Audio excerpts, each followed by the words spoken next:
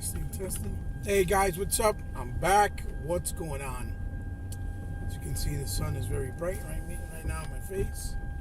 As I'm driving, I'm gonna do a little quick video. Basically, about what Microsoft announced today, which was that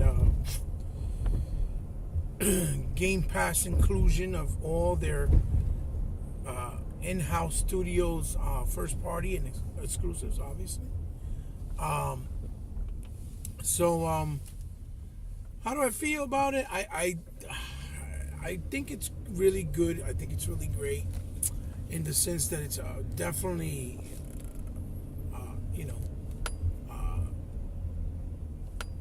it's definitely fan service for sure.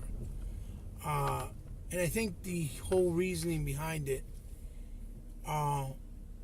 is basically because they're trying to make sure that they can gravitate more people to come in and take the dive with the Game Pass to try out their exclusives and see how they are.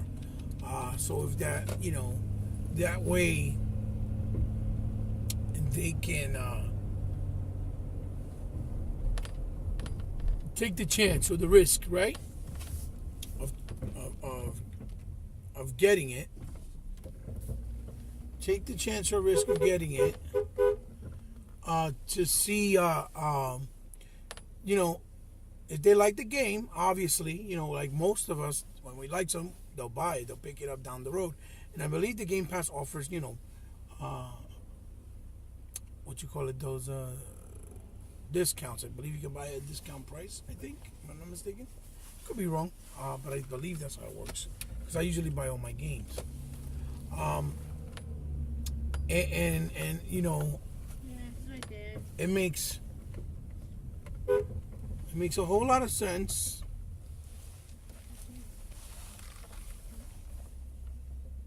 It makes a whole lot of sense. Give me a sec, guys.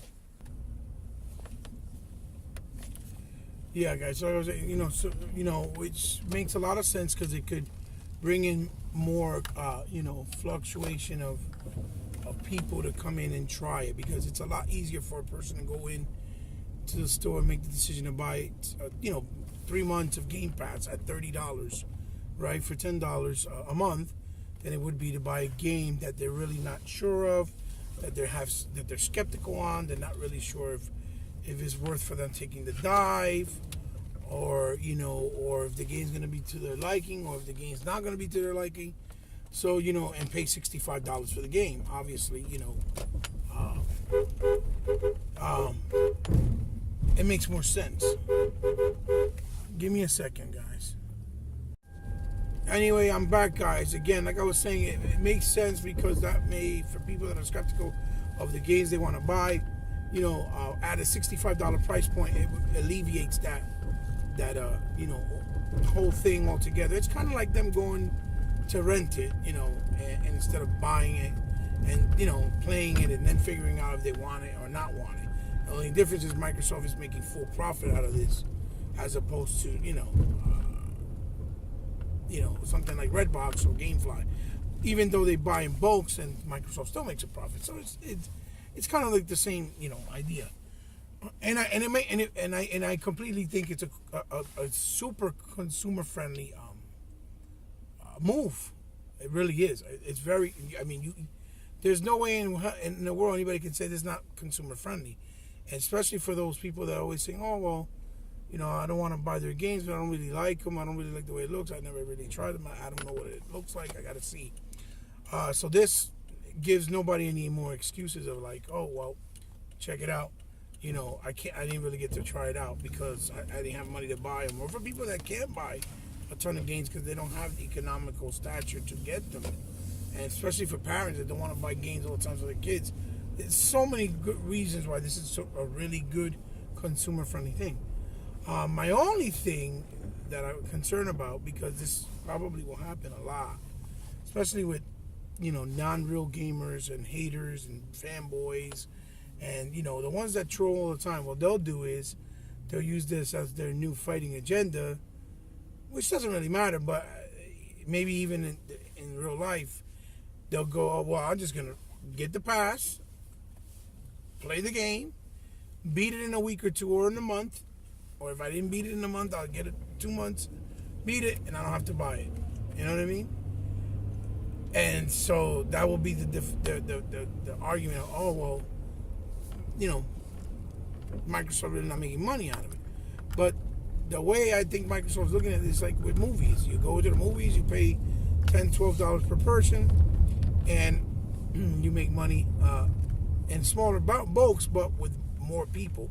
So it makes up for the amount of people that would only buy it as a bigger bulk, but it would probably give you a little bit more financial revenue by having more people come in at a cheaper price and building up that smaller amount as people keep signing up. Because like I said, a lot more people will be like, well, I'll just get 2 months of Game Pass instead of paying $65 right there off the break or off the jump for the game. But if they like it, they'll go out and buy it, you know. And that's the only thing I see as a really the downfall, that a lot of people are just not going to bother. They won't buy it and support it. And, you know, and this might not help the developers as much, or Microsoft as much with revenue, or maybe it will. I don't know. It has too many variables. I think it probably do well no matter what, because EA Access does well for EA, and their games sell physically as well. So, you know, I think it's a good move. I don't think it's really a bad move. And, you know, what I do get mad about is when I see, oh, Jesus, people and they're driving. Sorry, people. I do get mad is when I see people that keep saying that, not mad, but when I keep seeing people saying things like, oh, that we have to go complete digital. And I've said this many times before. I completely understand why. The convenience of going full digital is very convenient. It's great for a lot of reasons. Space in your own home. Not having to worry about, you know, losing or scratching or damaging the games. Things of that nature. But I have also been very vocal and try to be as clear as possible with my viewers and with my audience and with people that I speak to in general. That we cannot only want digital and let physical medium die because of the fact that the online ecosystem around the world is still not advanced enough. Meaning, you know, internet providers, cable providers, they're not really at a high-tech place right now. So to get high bandwidth is very, very expensive. And it's another expense on top of getting the consoles, the games, the Xbox Live, for example. It's a very high expense. It's not cheap. So not everyone can afford to have high bandwidth or have, in general, internet all the time, every month. Because they might have a month where they have a lot of expense and they can't really afford to pay it. So this is bad for them in that sense. So with physical medium, you don't have to worry about it. Whether the game needs to update or not, you could just play the game without the update until you get an online, connection, and then you can update it, obviously. So the physical medium is still very important. It's not just for collecting. That's obviously an incentive because people like to collect, whether they come with statues or figures or because of a collector's set or the artwork on the box itself. That's great and that's fantastic, but that's not the only reason why we need it. We really need it not to die. We need this space to be for both. Even if the dominant space is digital, even if 80% is the digital market and only 20% is physical, we still need it because it needs to be there. It's not like music. You can store it in a hard drive and keep it forever. Okay? It doesn't work that way because once you put it in a hard drive, it's fine. You can't put your games in a hard drive. It's in a server or it's through a streaming service. You can't store it in a hard drive and have the licensing there. It doesn't work that way. Okay? You always need an online connection to authenticate and identify your license for that game so that you have the right to play it at all times the full game. That's where the difference comes from. That's where this two-step authentication comes from, to make sure you're secure and that you own that game, to avoid piracy or avoid people from stealing your account and stealing the games you paid hundreds and hundreds of dollars for. So that's why I keep saying, and I'll reiterate it again, that physical medium cannot die. So we need to stop, as Xbox guys and gamers in general, saying, oh, it's got to be all digital, digital, digital, because you got to think outside the box. Kaleidoscope is a perfect example. He was part of the reason why people had that, in Puerto Rico, they had that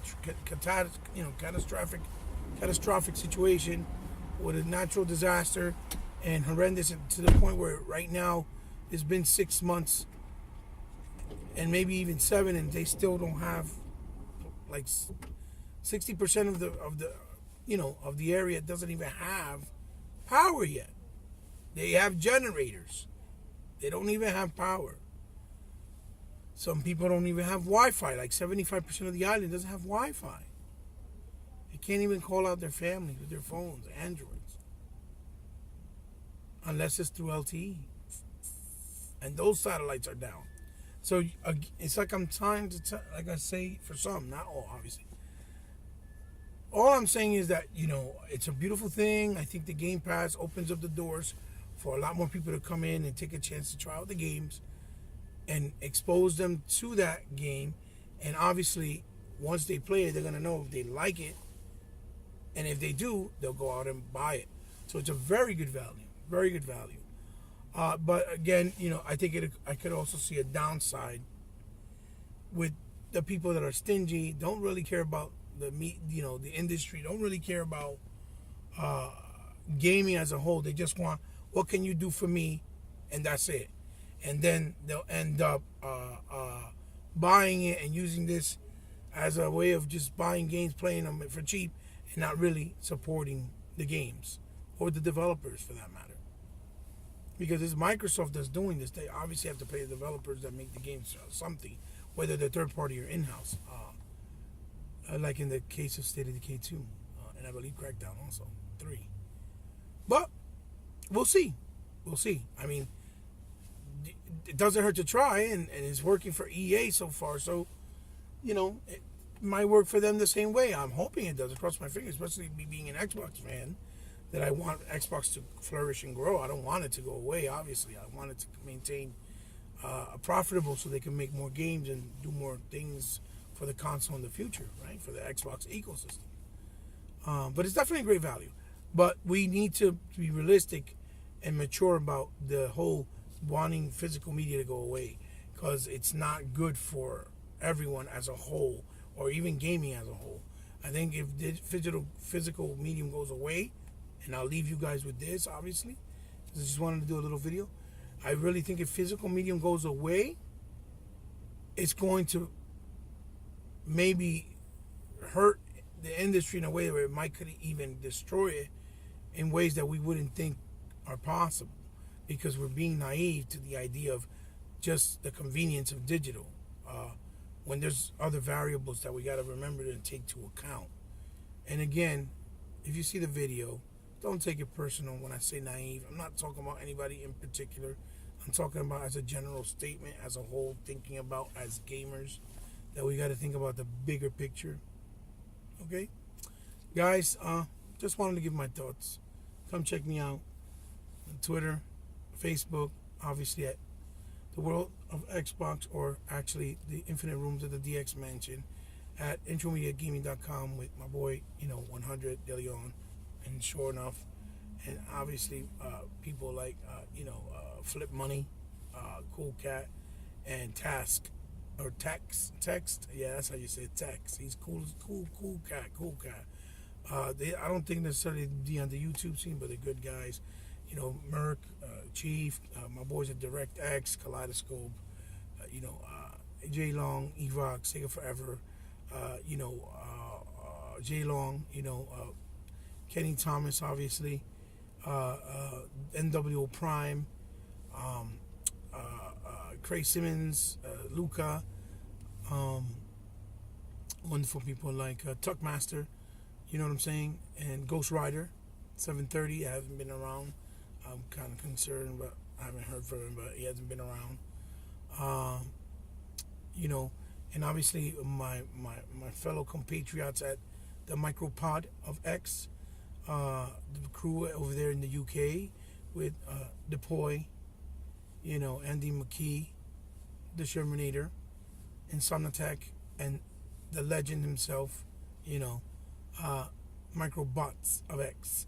And, you know, of course, you know, Drew 1111, the Welsh Gamer, awesome dude as well, you know, very respectful, a complete gentleman. You know, all these guys, come check them out, and I'm giving a big shout out to you. I hope you'll enjoy the video. Try to do something quick and short, just to like give you my thoughts on, you know, the announcement today. I thought it was pretty cool, caught me off guard, but you know, trying to put some logic and some sense into it with some pros and cons. Hopefully, you guys will agree with me, or maybe you won't. You know, it is what it is. Love you. Xbox for life, like a sickness that can't be cured. That's my saying. That's my slogan. Don't get triggered, people. It's gaming. Let's enjoy. Can't change your mind. I might have my own, and you have yours. Love you guys. Peace. Have a good one, okay? See you soon.